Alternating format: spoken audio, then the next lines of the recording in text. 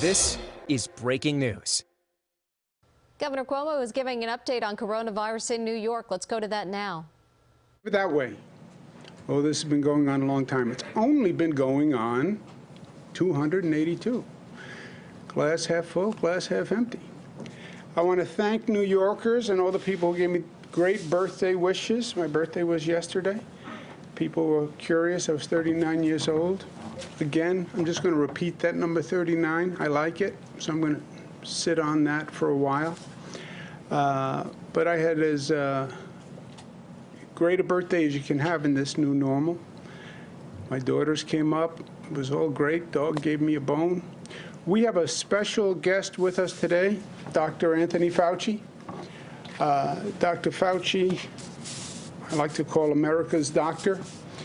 He was probably the singular voice, in my opinion, as a medical professional who offered guidance and facts and clarity to people all through this, countrywide, worldwide.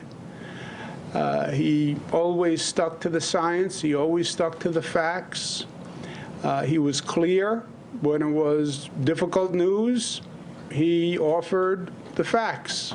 He did it in a way that was calming, but was truthful. And that's a hard balance. But he did that extraordinarily well. He's also been very kind to me. I've spoken to the doctor many, many times throughout this situation, and he's given me great advice and great guidance. He was also very helpful to New Yorkers on a personal level. He was very helpful to my brother Chris when he got COVID early on, gave him good advice. But the doctor has been a great, great friend to New York.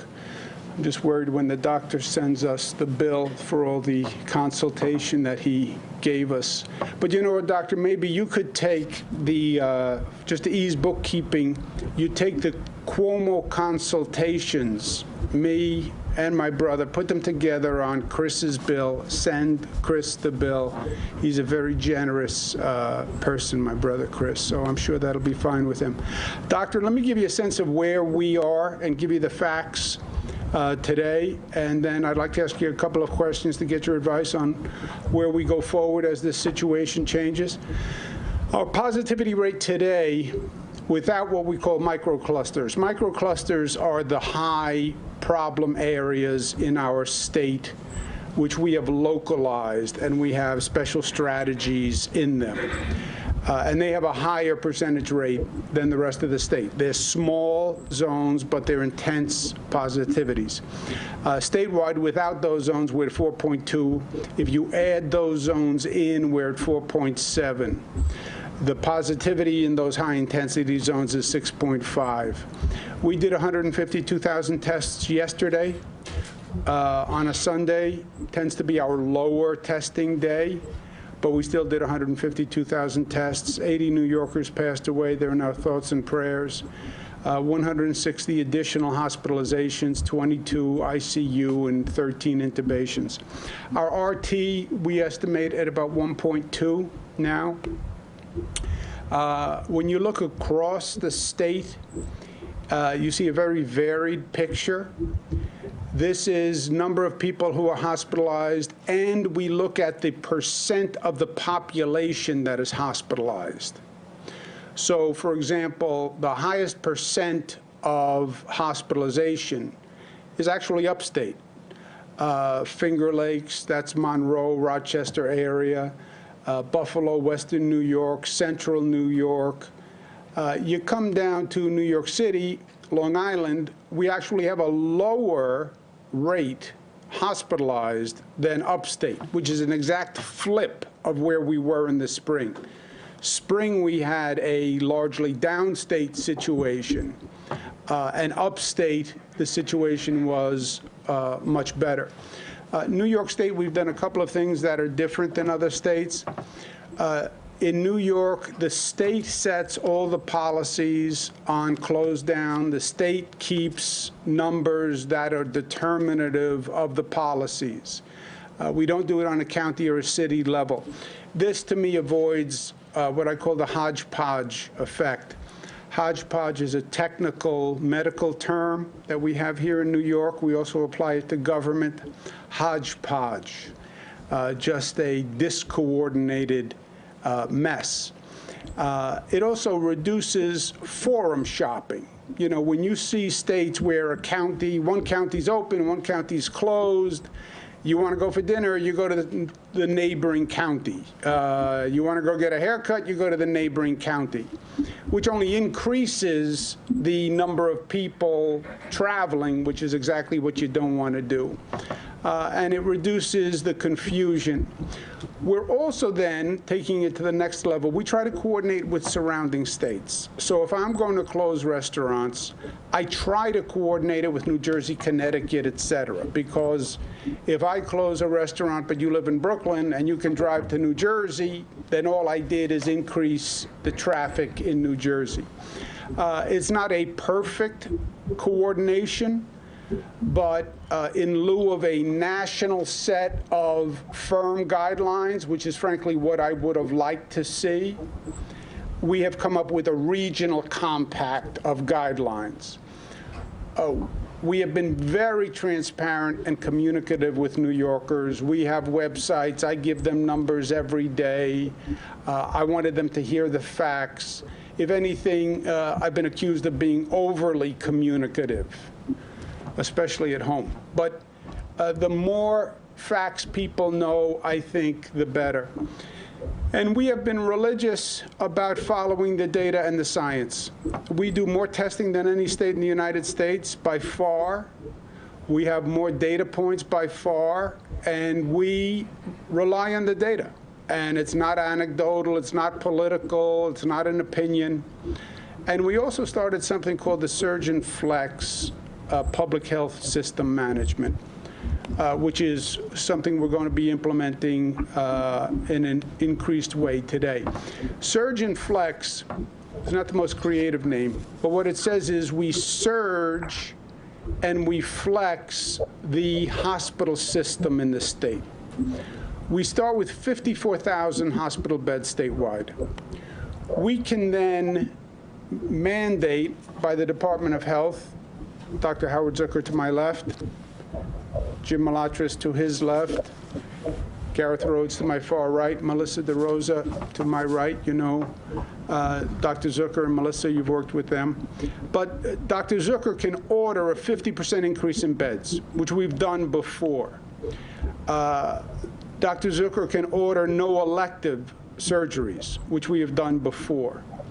And we can create field hospital beds, which we've done before, and we can create several thousand field hospital beds. So when you look at our hospital capacity, we start with 54,000 beds. You can increase it by 50%. Takes you to 75,000 total bed capacity. Roughly 35,000 of those beds are now occupied. If you cancel elective surgery, we estimate that you reduce the number of occupied beds by about half. That takes us to a total system capacity of about 58,000 beds for COVID patients. Today we have 4,600 hospitalized. So that gives you a range of the capacity for the system. We can also add 5,000 additional field hospital beds. That would be, from my point of view, the last resource. We did that. The Jacob Javits Center, for example, we did 2,000 beds. Dr. Fauci, it looked like a field hospital in an army. You just saw an ocean of cots. And I just hope we never have to get to that point. Today, the Department of Health is going to issue an order saying hospitals have to increase their bed capacity 25%. We can issue up to 50%. They can do that physically, but we're only going to go to 25% because we don't have a capacity criticality at this moment.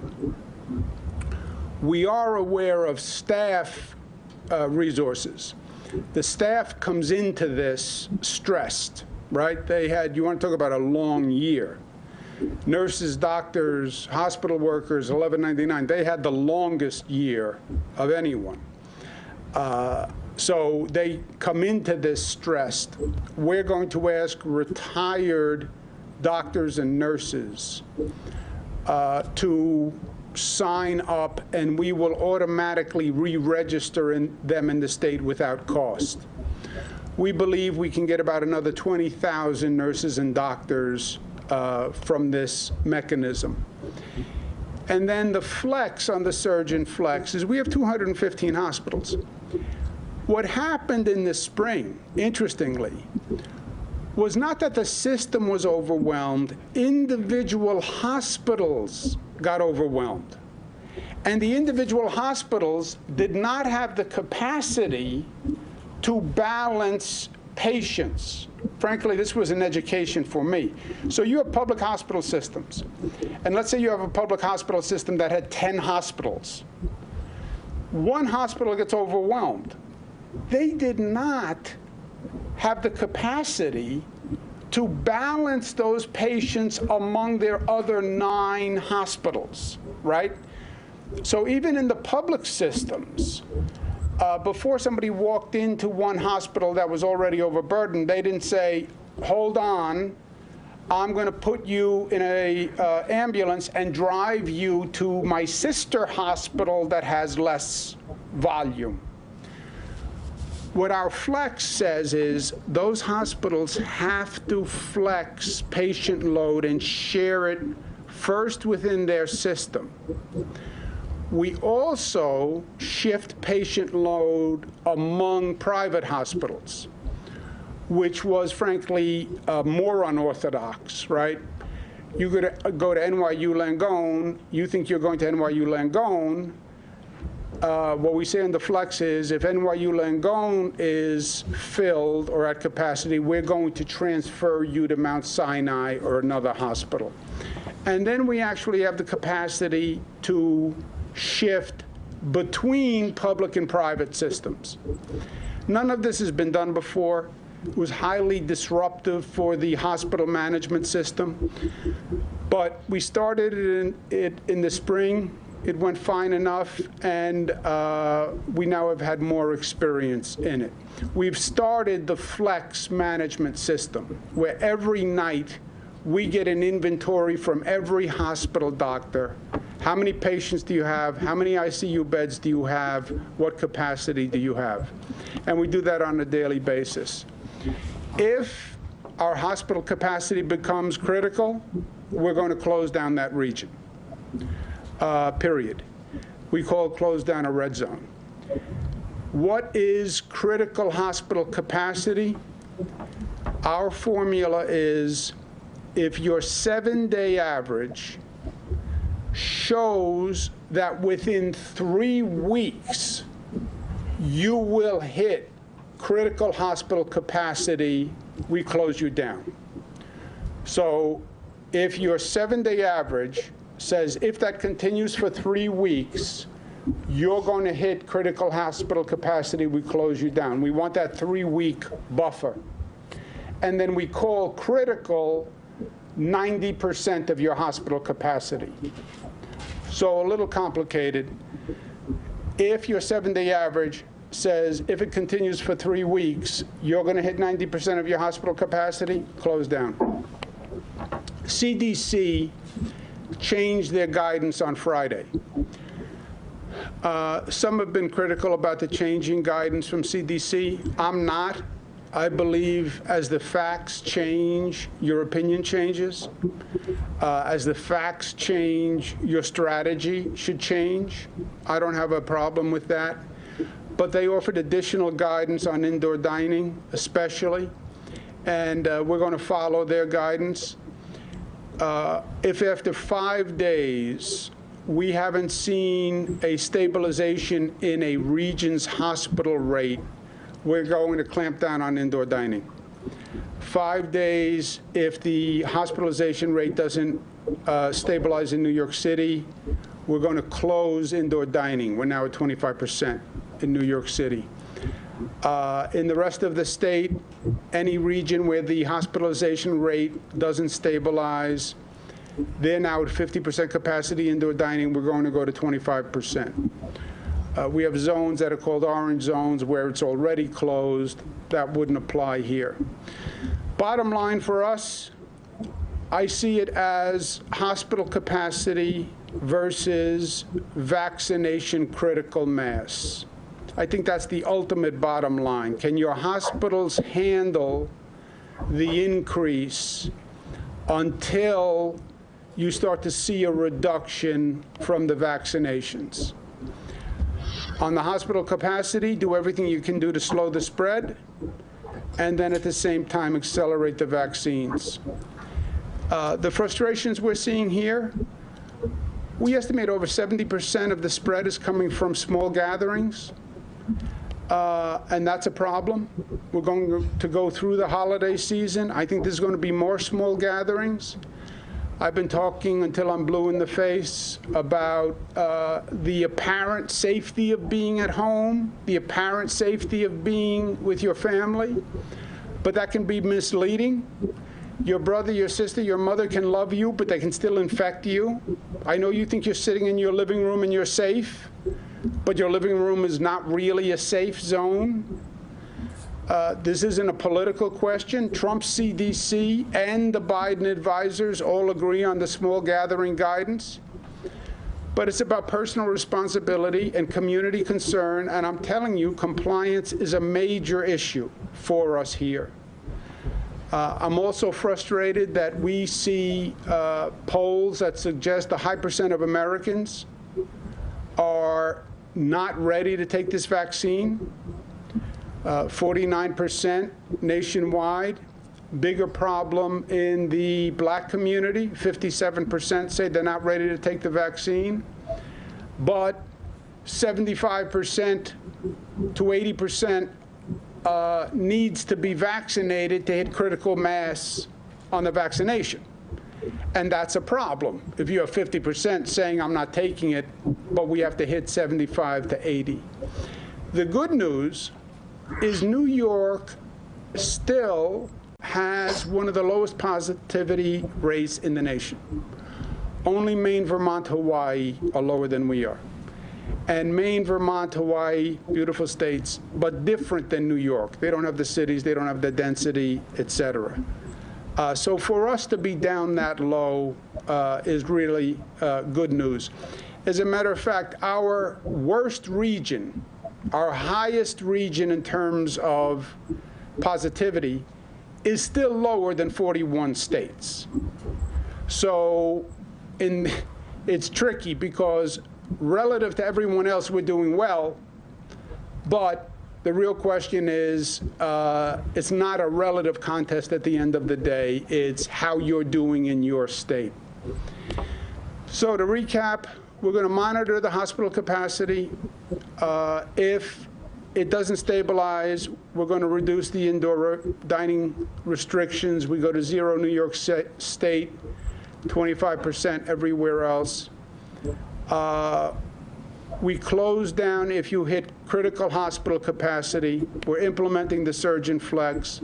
We're going to add 25% additional hospital beds, renew the registration for nurses and doctors to get us a backup staff pool, continue to caution on the small spread, and at the same time, we are gearing up to have the most efficient, most effective, most fair vaccination program in the country, reaching out to the black community, Latinos, undocumented, to make sure that it's fair. So a couple of questions for you, Dr. Fauci. That's what we're doing. In general, your opinion has always been valuable to us. The holiday spread, I think it continues through Christmas, Hanukkah, et cetera. Trying to guess, and I know it's a guess, when we could see a peak to this holiday spread. Is it after New Year's? Is it January, mid-January? Do you have any guess, educated point about that? And again, thank you very, very much for being with us. Well, thank you very much, Governor, for giving me the opportunity to listen to what I found to be a very interesting plan that you have for New York. It seems really sound, and you have a lot of, backup contingencies, which I like. So you're not going to get caught shorthanded on this, I'm certain. So thank you for that. With regard to the issue of the holiday spread and the peaks, they're going to be superimposed upon each other. So you would expect the full blunt of the travel and the family setting gatherings with friends that you alluded to as being a problem. You'd expect that the effect of the Thanksgiving surge would be probably another week and a week and a half from now, because it's usually 2.5 weeks from the time of the event. The problem is that's going to come right up to the beginning of the Christmas Hanukkah potential surge. So you have a surge upon a surge, and then before you can handle that, more people are going to travel over Christmas. They're going to have more of those family and friends gatherings that you accurately said are an issue. So if those two things happen and we don't mitigate well, we don't listen to the public health measures that we need to follow, that we could start to see things really get bad in the middle of January. So I think not only for New York State, but for any state or city that is facing similar problems, without substantial mitigation, the middle of January can be a really dark time for us. But as you said in your presentation, Governor, there are some things that we can do to mitigate against that. I think particularly the appreciation that it's such a natural thing to think when I have family and friends over for the holidays, Christmas and Hanukkah, you get indoors, you take your mask off because you're eating and drinking, and you don't realize that there may be somebody that you know, that you love, that's a friend, that's a family member, who is perfectly well with no symptoms, and yet they got infected in the community and brought it into that small gathering that you're now having in your home. So that's the reason why I want to underscore what you said. That's one of the issues. But bottom line for your first question, mid-January is probably going to be the bad time. The small spread, family spread, living room spread, we call it living room spread here. So like 16 states have done an order of no more than 10 in a home. The CDC guidance, that's President Trump's CDC, says no more than 10. Some states have gone to no more than 8. Compliance is very low on that. Do you think that is a sound rule, that no more than 10 in the home? Governor, I think that's a very sound rule. And I feel, 10 may even be a bit too much. It's not only the number, Governor, but it's the people who might be coming in from out of town. You mentioned in your presentation how you don't want somebody who's from New York who wants to go to a restaurant that's closed in New York. They go to New Jersey, and then they come back. They travel back and forth, in addition to the absolute number of the people in a home for a gathering or a social setting. You want to make sure you don't get people who just got off an airport or a plane or a train and came in from Florida or came in from wherever. That's even more risky than the absolute number. So not only the number of 10 seems reasonable, but make sure that when people come in, that they're not people who you have no idea where they've been or who they've been exposed to. I mean, you want to be friendly, you want to be collegial, but you really got to be careful about that. Yeah. No, you're so right, Doctor. And the practical implications are so difficult. As I mentioned at a birthday yesterday, one of my daughters who wasn't with me, who wanted to come up, she had a quarantine before she could come to my birthday, So you want to go travel and see someone, it's not just that weekend. It's the whole quarantining process before. And in this state, we have very strict regulations of when you come in, what you have to do. On the vaccinations, looking ahead, 75–80% is going to be very hard to reach. New Yorkers are tuned in, and we're going to be very aggressive on public education, outreach, et cetera.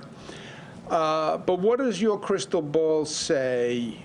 When is 75-80 even feasible? You know, I hear anywhere from May, June, July, August, September. What would you guess there? Which is when it's really over, right? When the vaccination hits critical mass. Yeah, when you have 75, 80% of the people vaccinated, you have an umbrella of protection over the community that the level of community spread will be really, really very low. The virus will not have any place to go. It's almost metaphorically, if you think the virus is looking for some victims, when most of the people are protected, the virus has a hard time latching on to someone. When that happens, Governor, is going to be entirely dependent upon how well we do, how well I do, you do, your health officials, in getting the message out of why it's so important for people to get vaccinated. Because if 50% of the people get vaccinated, then we don't have that umbrella of immunity over us. But let's say it works out well. Now, let me answer your question specifically. And we do a really good job of convincing people. Between now and the end of December, you would likely get a substantial proportion of healthcare providers and people in your nursing homes. As you get into January, you'll get the second level, and then February 3rd. I would think by the time you get to the beginning of April, you'll start getting people who have no high priority, just a normal man and woman New Yorker in the street who's well, has no underlying conditions. If we get them vaccinated in a full court press, get them really going, and you do that through April, May, and June, by the time you get to the summer, because remember, it's a prime boost, which means you get vaccinated today, you get a boost 28 days from now, and then 7 to 10 days following that, you're optimally protected. Even though you could get some protection even after the first shot. But optimally, it's within 7 to 10 days following the second shot. If we do that well, by the time we get into the core of the summer and get to the end of the summer and into the start of the third quarter of 2021, we should be in good shape. That's what I'm hoping for. And that's the reason why it's so important to extend ourselves out to the community, particularly to the Black, African-American, Latino, the people who are undocumented, the people who we really need to get vaccinated. Well, Doctor, I couldn't agree with you more on that. I'm pushing the Congress right now. New York, look, I think it would be discriminatory not to understand the situation that exists with the Black and Latino population, who, by the way, blacks had twice the death rate of whites. Latinos had 1.5 times the death rate of whites, higher infection rate, higher percentage of essential workers. We're going to need a whole effort just to educate and outreach and get into public housing and communicate with their communities, because otherwise, I don't think, they're not going to flock to the local Walmart or Kmart or Walgreens to take this vaccine. I think we're going to need an affirmative effort to do that. Let me ask you this. Our school positivity rate is amazingly low. Even in communities that have higher spread, we're seeing much, much lower infection rates in schools. It's almost a universal statement that the school is the safest place to be in the community. Does that surprise you? You know, it originally did surprise me because we were always concerned. If you look at the influenza model, the issue is the kids are in school, they get infected, they come home and they infect their parents and their relatives. We're not finding that with this coronavirus. In fact, to our, I think, real positive spin-off of this is the realization that schools appear to be a place where the positivity, just like you all are seeing it in New York, the whole state, including New York City, you're not alone. We're seeing that in other parts of the country. that the test positivity in school is actually really low, which is really a good thing, which is one of the reasons why, when we were talking about what the best strategy would be, we would say something like, close the bars, keep the schools open is the best thing to do. So long as you subsidize and help the restaurateurs and the bar owners so that they don't go down and essentially crash because of the economic strain. But if we can keep those things under control, subsidize those people, as well as keep the schools open, we'd be in good shape. Yeah, and I think you're exactly right. The CDC says more restrictions on indoor dining, which I understand. And again, changing positions when facts change is intelligent. People say, well, remain consistent. I'm not going to be consistent if the facts are inconsistent. And if I see a different situation, I'm going to change my opinion. But the Congress, Washington, also has to understand those bars, those restaurants, they need financial assistance because this has been a long year and they have bills to pay. So you can't tell them we have to close you down without saying, here's the economic reality and we're going to help. Doctor, on the question of this state's infection rate versus other states, we're lower than all states besides Vermont, Maine, Hawaii. Does that surprise you, and how do you explain that? I have to say, being a New Yorker, Governor, it doesn't surprise me.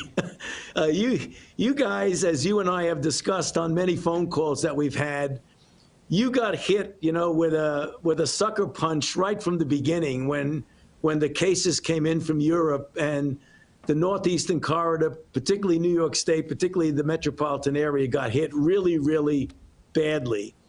You recovered from that. Whereas after you got hit badly, your baseline level went way, way down and very, very low. And then you did things which were the appropriate way to avoid getting resurging. So the bad news, and it's painful for me to see it from a distance to my place of birth, but you guys got really slammed. And then you rebounded, and you rebounded in a way that you kept your test positivity low because you did the prudent things that you need to do. And I was following it from here in Washington, and I was seeing that whenever it looked like things were getting a little out of hand, you tightened the rope a little bit. And then when things went back, you eased up a little bit. So I'm not surprised that your infection rate is really low, because I think you were doing the right things after you had a really serious hit in the beginning when you were there in the late winter, early spring. Doctor, on this education of the population of both the small spreads and even more now the vaccine, take the vaccine, it's safe. I think that's going to be difficult to do. I think you have tremendous credibility, not just across the country, but across this state. And I think your voice on saying that the vaccines are safe would be important. I said that as soon as the vaccine is deemed ready and safe, I'll be the first one to take a vaccine. Maybe we enlist you. I'll do it with you. We'll do an ad telling New Yorkers it's safe to take the vaccine. To put us together. We're like the modern day De Niro and Pacino. You can be whichever you want. You can be the De Niro or Pacino. Fauci and Cuomo, I'll give you a friend. Who do you want to be, De Niro or Pacino? Which one do you want to be? I love them both. I love them both. I don't want to insult one or the other. If I say one, I don't want to hurt the feelings of the other. Yeah. So either one. Who's the politician? All right, last question. I know you're down in Washington. You're doing great duty, but I know you miss New York. We want to figure out what to send you for Christmas. What food do you miss the most that you can't get down there that you could get if you were back here in New York and Brooklyn? Governor, whenever I need some comfort food and I dream back of my days in the Bensonhurst section of Brooklyn, the thing that comes to my mind are two things: a nice Nathan hot dog and a really steaming pastrami sandwich. That would be really great. All right, so no cannolis, no meatballs, no Nathan's hot I don't dog. want to overdo it. I don't want to overstay my welcome. I'll take them all. All right, done. Doctor, thank you so much for everything you've done for this country. God bless you. God bless you. Thank you very much, Governor. You know, this was a moment that we really got to see what people were made of. When the pressure's on, you see the weaknesses and you see the strength. And the pressure was on, and it forged you into a rock that really stabilized this nation. So God bless you for what you did, Doctor. And I know what to get you for Christmas. Send the bill to Christopher. Thank you very much. God bless you, Doctor. Be safe. Yeah. You too, Governor. Thanks an awful lot. Appreciate it. Thank you. Thank you. Okay. Italian guy asked for a Nathan's hot dog and a pastrami sandwich. You can't figure out anything anymore. I mean, if you had to bet what he was going to ask for from Bensonhurst. Anyway, questions? Governor, could indoor dining shut down as soon as this Wednesday? I believe New York City's tested above 3% for 8 days straight. First, there are different numbers, right? The state sets the policy. The state uses the state numbers. Local governments have different numbers, different configurations. That's nice, but we use the state numbers. CDC came out with additional guidance on Friday, and we're going to follow that additional guidance, which is basically more caution for indoor dining. We're going to watch the hospitalization rate over the next 5 days.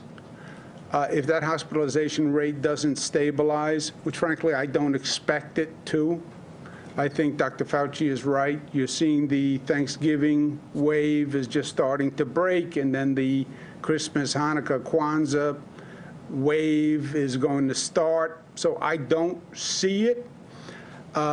New Yorkers could change it, right? Because it's all a function of behavior. But if the hospitalization rate doesn't stabilize over the next 5 days, then we'll go from 25 to 0 in New York, 50 to 25 outside of New York City, besides the orange zones, which are already at 0. Would that take effect the next day? Like on Saturday, I guess? That would take effect within a couple of days. We'd give the restaurants a couple of days to reorient. So then should we expect it would take effect the following Monday then, if cases continue, or hospitalization? You could say Monday if the rate doesn't stabilize. And again, look, forget the indoor dining. Let's look at the big picture. We are looking at hospitalization capacity. And if we don't get the rate under control, and you are going to overwhelm your hospitals, we will have to go back to shutdown. There are certain absolutes, okay? What is the absolute here? You cannot overwhelm your hospitals. You can't be Italy. You can't overwhelm your hospitals. If you are at a rate that is going to overwhelm your hospitals, you must shut down. Not just indoor dining, shut down only essential businesses. Oh, we don't want to do that again. Then change your behavior. But if we don't change our behavior, that is the absolute reality of the situation. How can you talk about close down again? That was terrible. Because it's the truth. It's the truth. I started this telling people the truth. I'm going to end it telling people the truth. You cannot overwhelm the hospitals.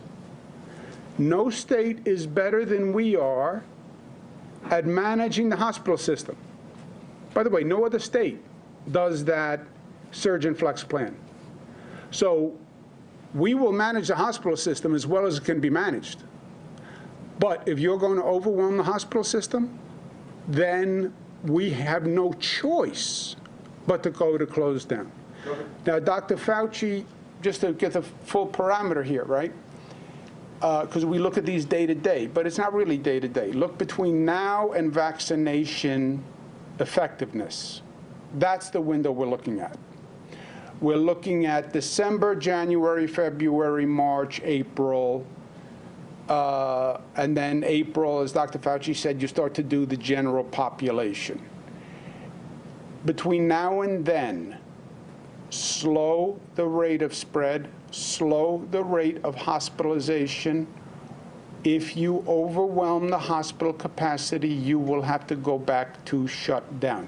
There are no options. That's not discretionary. That's not, well, maybe there's an alternative. You can't overwhelm the hospital system. Overwhelming the hospital system means people die on a gurney in a hallway. And the life you could have saved, you can't save because you don't have the staff, you don't have the doctor, you don't have the nurse, and people die unnecessarily. Those are the absolutes. Governor, how do you address the misconceptions about the vaccine? People have said to me, I don't want to get injected and then get sick and get the COVID virus, or they feel it's being rushed and they don't feel it's going to be stable or viable. So how do you address people, you know, some of these things may be inaccurate, but how do you address these misconceptions? New Yorkers are a skeptical bunch. I don't blame them. I'm a New Yorker, born and bred. I'm skeptical. I am. Take a vaccine. You take the vaccine first, okay? And you tell me how it goes. And then you call me, and then I'll take the vaccine. That's what I say when you say to me I should take the vaccine. All the polls say it. It's a real problem. You have people who think you have many people who think the vaccine was rushed for political reasons by the Trump administration, and that Trump interfered with the medical approval process. That is a real factor. True, not true, doesn't matter. That's a real factor. B, you're asking people to take a vaccine and older people to take a vaccine. That's frightening. And the doctors will say, you know, there could be side effects, and we'll do more testing, 6 months, 8 months, 9 months. And this whole situation on COVID has been changing all the time now. There are long-term effects. I thought once COVID was over, it was over. Now maybe it's not over. I get it. It is going to be a public education campaign with people with credibility, and people who are willing to lead by example. I would not ask New Yorkers to take any vaccine that I would not take myself. Will you take one publicly? I will publicly take the vaccine. Also, on that Trump skepticism, we added a New York State review panel headed by a Nobel laureate. So you're going to have the Trump approval, the New York State panel as a second approval, in case you were nervous about Trump, second approval, and then Dr. Fauci will say take it, I will say take it, other leading health experts will take it, and answering that New Yorker's question, it's safe? Okay, if it's so safe, put the needle in your arm and let me know how it feels. And I'm willing to do that. Zach? Can you talk about the situation in Staten Island? As you know, there were gathering protests. They've arrested the bar owner there a couple of times. Kind of an ugly incident we heard about where he may have run over a sheriff with his car. What do you make of what's going on out there? Is there some sort of aversion culturally to mask wearing and, you know, social distancing? I think this, Zach. I think it is a very troubling and disturbing situation. I think people are frustrated. People are anxious. People's lives have been disrupted because they have been. It's not just COVID fatigue. It's COVID exhaustion. It's COVID anxiety. It's COVID anger. I understand that. I understand that. But we have to deal with it. But what happened in Staten Island, there are certain, first of all, Staten Island has gone from the lowest death rate in the city to the highest death rate in the city. So all these local officials who are saying, that's right, we don't have to do any of this, forget this, don't comply, freedom. Yeah, freedom to die. Congratulations. You went from the lowest death rate in the city of New York to the highest death rate in the city of New York. You gave great advice to your people. More of them died. A New York value was, there are a couple of primary New York values. One of them was, you don't assault a police officer. You don't assault a police officer. They are defending a person who drove his car into a law enforcement officer, drove 100 yards with the law enforcement officer clinging to the hood for his life, and that's who they're championing? That's who they're championing? Someone who attacked a law enforcement officer? You don't attack the NYPD. You don't do it. They're putting their life on the line.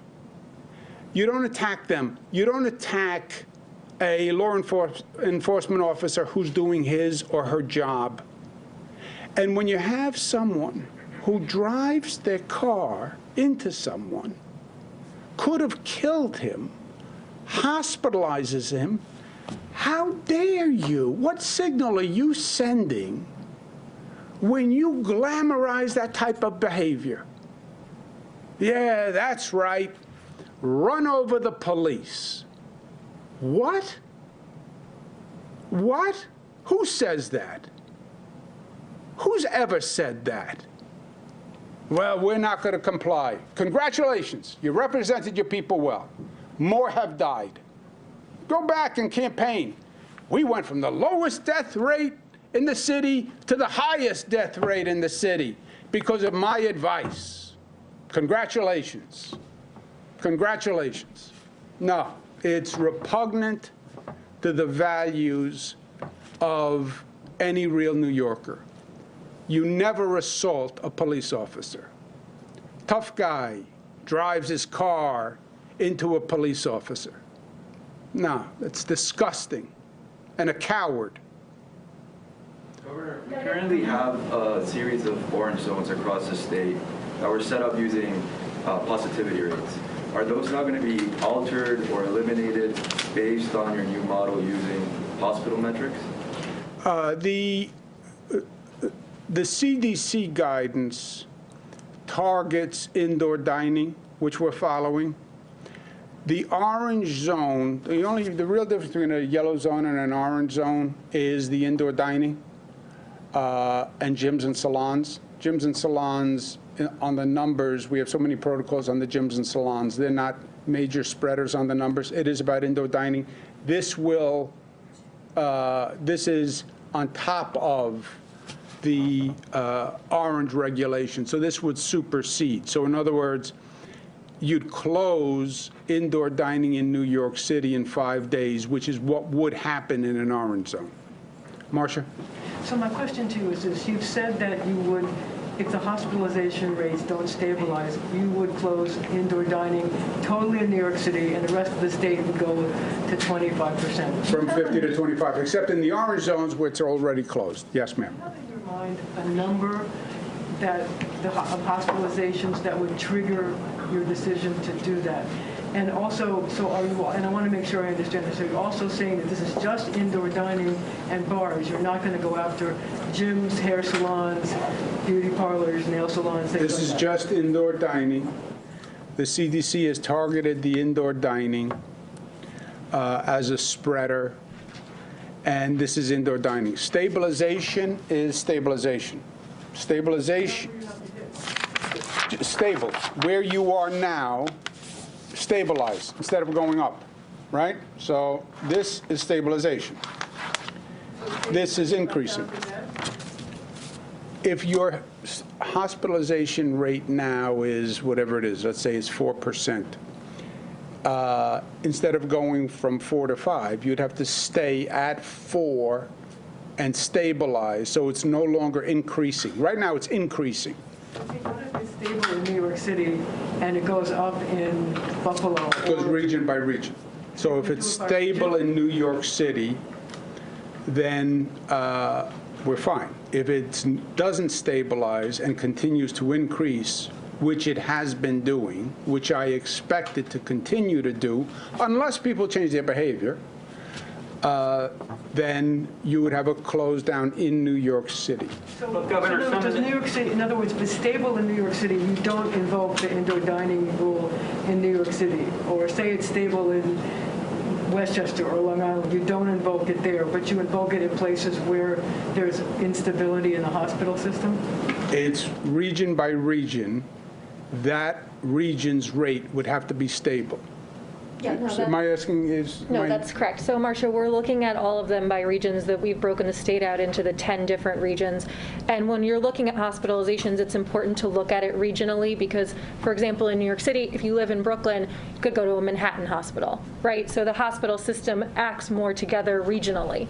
So what the governor's saying is we're looking at this region by region, and if the hospitalization rates in each region don't stabilize, if you're a region outside of New York City, you'd go from 50 to 25. They have less crowding and density. In New York City, 25 to closure. So how do you get out of the sanctions? So in other words, say it continues to go up in a region, but then it stabilizes. Would you then bring back indoor dining? I don't know. Good question. I don't know.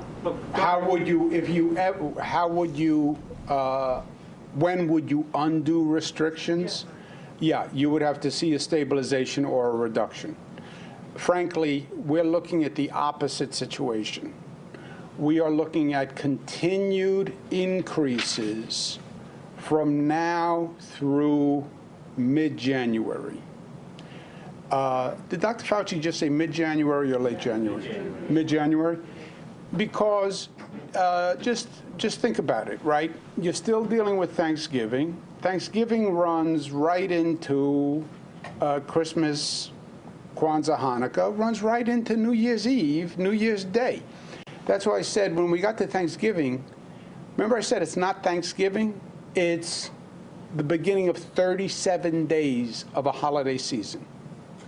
And if you don't radically change your behavior, which is very hard during the holiday season, you know, I get it, but you will see an increase through that holiday season, through New Year's Eve, New Year's Day, give it another 2.5 weeks, and then you'll feel the full increase.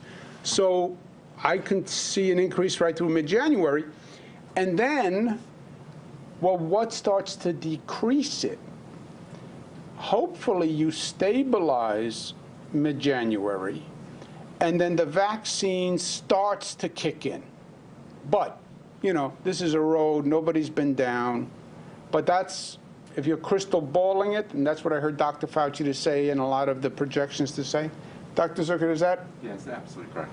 Yeah. Your crystal ball, do you want to give us a date in January? You said mid-January, and I made a bet with you. It was brief. I'm sorry? The restaurant closing down could happen as early as Monday? As early as Monday, if the hospitalization rate doesn't stabilize. And again, Marcia, we are in control of this. This is nothing predestined. And we're talking about life and the COVID increase like it's a fait accompli. It is not a fait accompli. So just change your behavior. Change your behavior. And get past this mistaken impression that I am home and my home is safe. I'm with my family, and my family is safe. 50% of the spread is asymptomatic spread. So your sister who loves you can infect you, and she will say afterwards, I didn't even know I had it. I felt fine. I didn't sneeze, I didn't cough, I didn't do anything. I would have never done that on purpose. And she'll be telling you the truth. 50% asymptomatic spread. And that's why the CDC just changed their guidance literally on Friday. Governor, you said that it's not a fait accompli, yet you also say it's inevitable, and you don't want people dying on gurneys. So it seems like if it's inevitable, why wait? No, it is not inevitable. You had said earlier, inevitable. I think it is, if I use the word inevitable, let me change that word. I believe that is what is going to happen. I believe you're going to see Thanksgiving run into Christmas, run into Hanukkah, run into New Year's, and you're going to see this. I believe that. And that's what most experts believe. That's what Dr. Fauci just said. But it doesn't have to be that. You could see New Yorkers change their behavior and be more careful and flatten, and you don't have the increase. That is a possibility. I don't think it's a probability, because I've been sitting here for the past month saying, please, please, please, but it is a possibility. Worst case scenario, the number keeps going up and it gets so high that you endanger overwhelming the hospitals.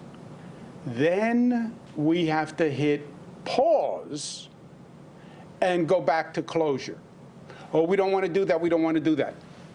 Then you have to alter your behavior to reduce the spread. Do I believe between now and 5 days we'll see a stabilization rate in New York City? I would be pleasantly surprised. I don't think it is probable, but it is possible. Do I think we hit hospitalization criticality and have to close down? I pray no. I hope no. I hope New Yorkers get it before we get there. I'm restarting the briefings Monday, Wednesday, Friday. I'm going to show you the number every day. Say, here's the number. Another 2 points and we close. Here's the number. Another 1 point and we close. Here's the number. Another half point and we close. So it's up to New Yorkers. Well, why do I have any hope? Look at our infection rate. Vermont, Maine, Hawaii, New York. That's all New York intelligence and unity and community and toughness and love defying the nation. Defying the nation. That's what New York did on the infection rate. So it's possible. So in the spring, the pandemic was pretty much defined by shortages. We were running out of ventilators, we were running out of beds. There's always been some things missing, and what healthcare workers have told me is they worry that they're the next shortage. There are fewer nurses. I'm talking to a lot of nurses who said they're retiring. They have PTSD from, what they've experienced. And I wanted to know, because we're going to see the increase in bed capacity, are you concerned about that there's not going to be enough nurses or other professionals to staff it? And is there anything in your power that you can do to kind of assist beyond the medical reserve? Yeah, let me give you the ups and the downs. At our surge in the spring, we had 18,000 people with COVID in hospital beds. Let's say 19 was our high number, okay? We now have about 4,000 people in hospital beds. 19 was the high number. And then 19 was the high number in a circumstance that was reminiscent of an apocalypse, right? It was 19,000.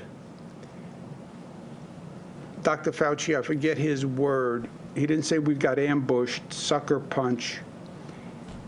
Because what happened to us was we had that spread from Europe, as the doctor said, and nobody told us. I believe it was federal negligence, or it was, frankly, the federal government lying to us.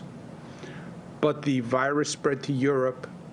Infected Europeans were coming here. There was no European travel ban until March 16th. So we went from 0 to 100 overnight. I don't believe we ever have that situation of stress again. I don't believe we get to that number of people in the hospitals again. And we didn't have a staff shortage at that time. We had tremendous staff stress, fatigue, etc. I believe we're going to be in a more controlled circumstance this time with less overall stress.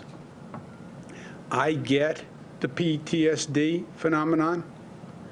I think about the decisions I make from a PTSD point of view.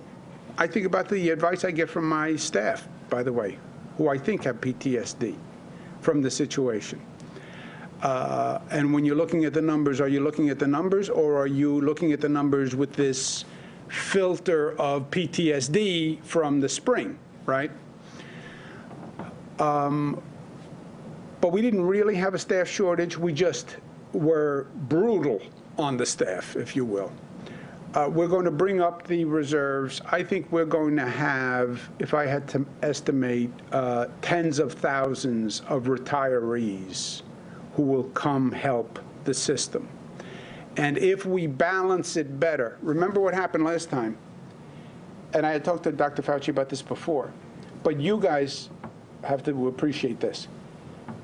The system wasn't overwhelmed. Individual hospitals were overwhelmed. And the individual hospital was a silo. So they showed up at one hospital that, by the way, had a sister hospital over here and a sister hospital over here. And rather than sending people to the sister hospitals, they just sat there and got overwhelmed. Why? Well, that's how we operate. People come from our community to our hospital, and we accept them. I know, but this is a different situation. The volume is too high. You have to not accept that person when they come to the door, say, I'm sorry, Zach, but there's an ambulance outside that's going to drive you to Melissa. There's a hospital right down the block. It's not as good as my hospital. She thinks it is, but it's not. Take you to Howard's hospital. It's not as good as my hospital, but it's not bad. But we didn't manage the volume because there was no management system. The state doesn't manage. Governor, just to interrupt quickly, I remember the press conference you had at the Javits Center where Mr. Dowling and Mr. Rasky were there, and you're talking about this management system. Was that at the point of, like, you set it up, it was kind of too late, the hospitals were starting to come down from that wave, and now that this is in full effect, I know Northwell's been trying to, was talking about how you're doing early warnings and trying to figure out which hospitals are more likely to get overwhelmed. So if Elmhurst is slammed, you send them to a different hospital instead of, you know, what the situation you're talking about. So I was just hoping to elaborate more on what the state did earlier on and how that's going to apply for, you know, any other surges moving forward. It was the first time we had ever seen this situation, and in truth, we are better equipped now. It is still not perfect because we don't run any of these systems. You know, the H&H is a separate system in New York City. It's run by New York City. They have H&H. What do they have, 11 hospitals, 9 hospitals? 11. They have 11 hospitals. They run 11 hospitals. did you really need me to tell H&H, by the way, you have 11 hospitals. Don't overwhelm one, distribute it among 11. The private hospital system, the state really has no management. We regulate, but NYU Langone is NYU Langone, and Mount Sinai is Mount Sinai. So this is really a new role for us. That's why no other state does it. We just step in and say there's a public health emergency, and we are now going to oversee the system like an oversight capacity. But think about it. It was just extraordinary, because this is all a private system, basically, 215 hospitals, overwhelming majority private.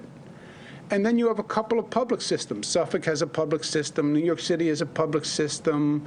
Erie has a public system. Who else has a public system? There are a couple of State University hospitals. Jim has a couple of